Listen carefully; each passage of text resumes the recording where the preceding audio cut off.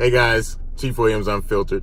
As most of you already know, I have a 2009 Subaru Legacy GT Spec B, which is a limited edition Subaru. It's basically got the STI motor and the Legacy body. And I bought it about 15 months ago from my buddy, who's another warrant officer. And I've always put synthetic oil in it because it's a turbo engine. All the turbo cars that I've had, as a car guy, I've always felt as though you're supposed to put synthetic oil in the car.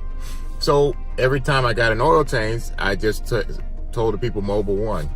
Well, today I took it to the dealership that was near my house that actually did some service on my car before. And I just asked for an oil change. I didn't get specific because I assumed that it was because it's a Spec B, the high performance model, that was gonna get synthetic oil. So I went in, waited, and they called me. They're like, "Hey, Mr. Williams, you know you have a fog light out." I'm like, "Yeah, don't worry about that. I'll get that done later." So he's like, "Well, we're washing the car up for you, and I'll have the bill ready." So I went to pay the bill, and it was only $42. And I said, "I thought you put synthetic in." He's like, "Nah, your car doesn't need synthetic." I said, "It doesn't? It doesn't?"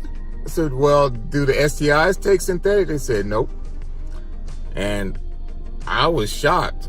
So I was like, okay. And normally I would have said, you know what, take the conventional oil out and put synthetic in. But all the service guys there were adamant that this car is good and fine with conventional oil. So I looked in the owner's manual, and sure enough, the owner's manual says regular oil. So then I started thinking about oil and gas. Now, I have a friend who drives expensive cars. He's always had nice cars, and he used to have an Audi A7, and now he has a Lincoln Navigator. Well, the Audi A7 always called for Supreme gas, and he said, "Man, I ain't never put Supreme in my car." And I've always, having BMWs or Infinities and Acuras, it recommends premium gas. But we've all had our times where we was broke as hell and we just put regular gas in it. And in my experience, it worked just fine. So with this car, I've actually put about 40,000 miles on this car in the past 15 months because I've been driving all up and down the East Coast.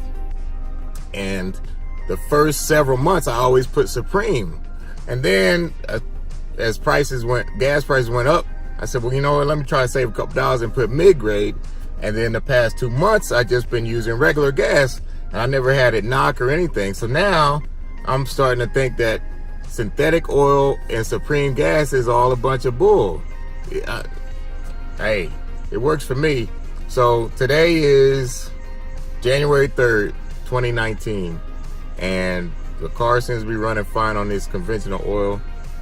If I start having problems, you best believe I'm gonna post another video, and we're gonna have a talk with this dealership.